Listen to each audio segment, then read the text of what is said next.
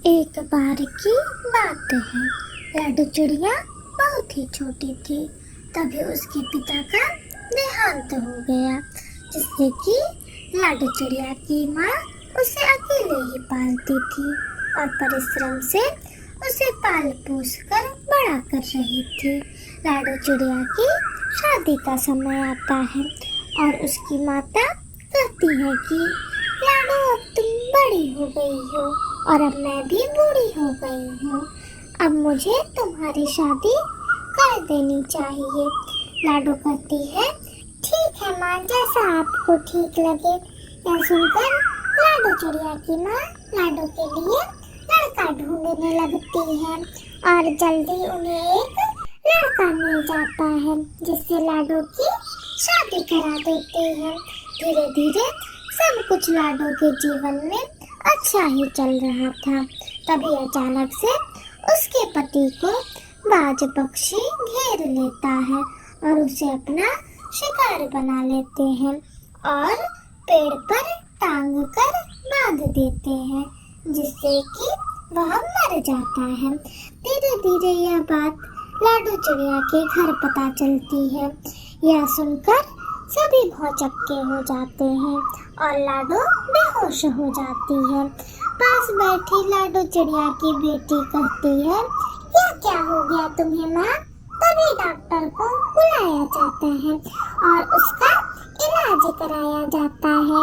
Doctor कहता है कि यह सदमे से बहुत ही अधिक चोटिल हो गई है और अब इनका ध्यान रखना चाहिए।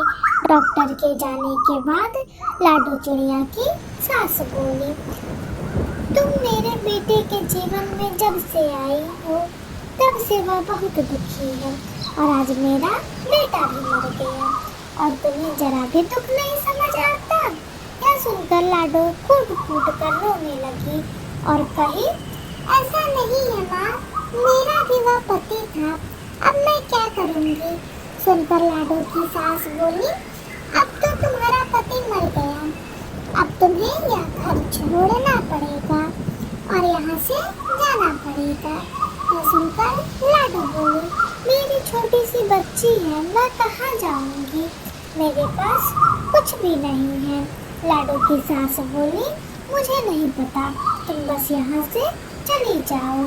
यह सुनकर लाडो चिड़िया रोने लगती है और कहती है कि इतनी बारिश और आंधी भरे मौसम में मैं कहाँ जाऊंगी, अभी मेरी बेटी भी बहुत छोटी है। यह सुनकर लाडो की सास कहती है, मुझे नहीं पता, बस तुम्हें यहाँ से जाना होगा। इतना कहकर लाडो चिड़िया की सास वहाँ से चली जाती है और सोने लगती है, जिससे कि दुखी लाडो अपने बच्चे के साथ आंधी तूफान भरे मौसम में निकलती है। बहुत तेज बारिश होने के कारण लाडो चिड़िया का बच्चा अच्छे से नहीं उड़ पाता है, जिससे कि उस भारी बारिश में लाडो को कुछ देर के लिए एक पेड़ के नीचे रुकना पड़ता है और वह उसी पेड़ के ऊपर देखती है कि एक घर खाली पड़ा है और वह अपनी बेटी से कहती है कि चलो बेटी, हम आज यहीं रुक जाते हैं। यह सुनकर लाडो की बेटी बोली, हाँ माँ, मुझे भी बहुत डर लग रहा है, बिजली बहुत तेज चमक रही है, हमें यहाँ रुक जाना चाहिए। और दोनों उस घर में चले जाते हैं। घर में किनारों पर कुछ बीज रखे हुए थे। यह देखकर लाडो की बेटी बोली कि माँ, यह क्या रखा है? तो लाडो बोली, यह तो मुझे भी नहीं पता। अगले दिन जब सुबह होती है तो लाडो चिड़िया घर से बाहर निकलती है और एक पक्षी तभी वहाँ से जा रहा था। तो लाडो कहती है कि माफ कीजिएगा बहन, यह घर किसका है? मैं और मेरी बेटी अकेले हैं, क्या हम इस घर में रह सकते हैं? यह सुनकर पक्षी बोला, यह घर कई साल से खाली है, तुम चाहो तो यहाँ रह सकती हो। यह सुनकर लाडो और उसकी बेटी बहुत खुश हो जाते हैं और घर में रखे बीज को उठाकर खेत में छिड़कने चले जाते हैं कि आखिर यह क्या है। और अगले ही दिन उस पेड़ से बहुत सारे फल निकलते हैं। यह देखकर लाडो बहुत खुश हो जाती है और वह उन फलों को रोजाना बेचने लगती है, जिससे कि उसका जीवन धीरे धीरे सुखमय हो जाता है। एक दिन लाडो चिड़िया की सास को यह बात पता चलती है। लालची लाडो की सास लाडो के घर जाती है और कहती है कि बेटा तुम बहुत अमीर हो गई हो और हम बहुत गरीब हैं, इसलिए अब तुम्हें हमारी मदद करनी होगी।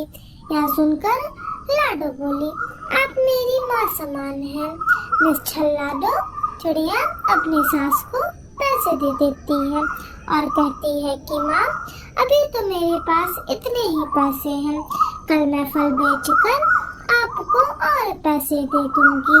यह सुनकर लाडो की सास बहुत प्रसन्न हो जाती है और वहाँ से पैसे लेकर चली जाती है, जिससे कि लाडो चिड़िया के पास पहले जितने पैसे अब नहीं रह पाते। फिर भी लाडो चिड़िया उतनी ही खुश रहती और अपनी बेटी को अच्छा जीवन देती। तभी एक दिन अचानक से लाडो चिड़िया अपने पति के घर की तरफ से गुजर रही थी। तभी उसे लगा कि उसे अपनी सास से मिलना चाहिए और वह अपने सास के पास गई तो देखती है कि उसकी सास बिस्तर पर बीमार पड़ी है और वह अपने सास से कहती है कि आपको क्या हो गया। यह सुनकर उसकी सास बोली, बेटा मैंने तुम्हारे साथ बहुत ही गलत किया और उसी की सजा भुगत रही हूँ, इसलिए कभी किसी के साथ कुछ गलत नहीं करना चाहिए। मैंने तुम्हें घर से निकाल दिया और फिर भी तुमने मुझे पैसे दिए। तुमने मुझे निश्चल स्वभाव से प्रेम किया, मुझे तुरंत ही तुम बहुत सारी खुशियाँ दे देती और आज मेरा बुढ़ापा करीब है और मेरे अंदर शक्ति नहीं है कि मैं अपना जीवन जी सकूं। मेरी बस यही आशा है कि तुम अपनी बेटी को बहुत ही अच्छा भविष्य देना। पास बैठी लाडो दुखी मन से यह सारी बात सुन रही थी और कहती है कि जैसा आप कह रही हैं मैं बिल्कुल वैसा ही करूंगी। इतना कहकर लाडो चिड़िया की सास लाडो से बोली, अब तुम अपने घर जाओ, शाम हो गई है, तुम्हारी बेटी अकेले होगी, मैं धीरे धीरे ठीक हो जाऊंगी। यह सुनकर लाडो वहाँ से चली जाती है।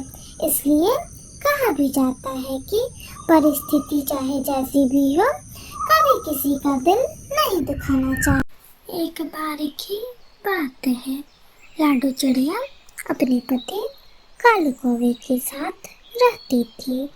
शुरू में दोनों की शादी हुई थी तो दोनों बहुत ही खुश थे। धीरे धीरे समय बीतता गया। पैसों की कमी के कारण अब कालू कौवा बहुत चिड़चिड़ा रहने लगा, जिससे कि लाडो बहुत परेशान थी और कालू कौवा बात बात पर लाडो से लड़ता था, जिससे कि लाडो हमेशा रोती। एक दिन कालू कौवा काम की तलाश में घर के बाहर गया हुआ था।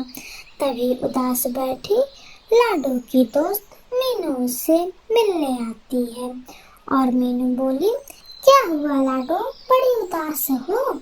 यह सुनकर लाडो रोते हुए बोली, शुरू में मेरी और कालू की जब शादी हुई तो हम बहुत ही खुश थे, लेकिन जैसे जैसे समय बीतता गया और कालू के पास पैसे की कमी होने लगी, तब से हमारे बीच झगड़े बहुत ही ज्यादा बढ़ गए हैं, जिससे कि कालू बहुत ही चिड़चिड़ा रहता है और मुझे हमेशा डांटता है। यह सुनकर उसकी दोस्त मीनू बोली, लाडो तुम चिंता ना करो, धीरे धीरे सब ठीक हो जाएगा। वैसे कालू गया कहाँ है? तो लाडो बोली, वह काम की तलाश में बाहर गया हुआ है। तभी मीनू कहती है, मेरे पति की फल की बागान है, अगर तुम चाहो तो कालू कौवे को वहाँ भेज सकती हो, जिससे कि वह कुछ पैसे कमा ले और उसका भी मन लग जाएगा।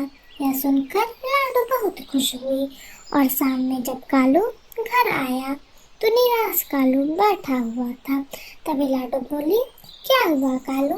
मायूस मन से कालू बोला। आज भी कोई काम नहीं मिला।